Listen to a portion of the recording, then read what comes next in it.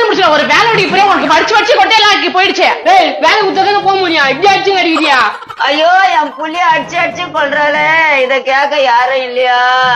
பாத்தி உங்க அம்மா கரைச்சியா அவனை அடிச்சு கொள்றேனா? வேணான்னு சொன்னேன், அவளை போய் கட்டினேடா மகனே. நீ கொஞ்சம் வாய மூடு, அது சொல்ல என்ன அடிக்குது. தங்கச்சி தங்கச்சி அண்ணா அப்பா.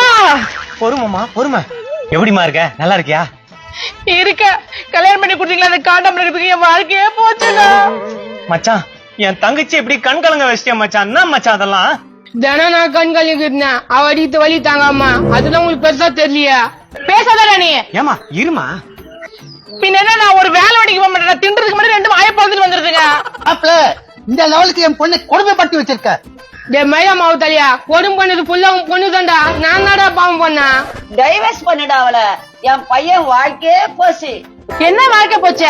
என் வாழ்க்கை தான் போச்சு, உன் பிள்ளையால. உங்ககிட்ட பேசல. குண்டான தூக்கி அடிப்ப நீ. ஏமா என்ன குண்டான தூக்கி அடிக்கிறா? அடிக்கல பின்ன புது குண்டான் முந்தா நெத்தான் வாங்குது பாரு, அதுல எத்தனை சொட்டன்னு. முந்தா நாளுக்கு 300 சொட்டை இருக்கும் போல தெரியுது. என்னமா அதெல்லாம்? டென்ஷன் ஆயிடுச்சு, நான் கட்டுப்படுத்த முடியல. அதான கோவத்துல தூக்கி எறிஞ்சிடுறேன். ஆமா ஆமா நான் மறந்துட்டேன் பாரு. நீ எரிஞ்சுதான் இந்த இடம் வளவனா இருக்கு. உனக்கு எப்பவுமே காமெடி தான். அண்ணா எனக்கு ஒரு வழி சொல்லுண்ணா.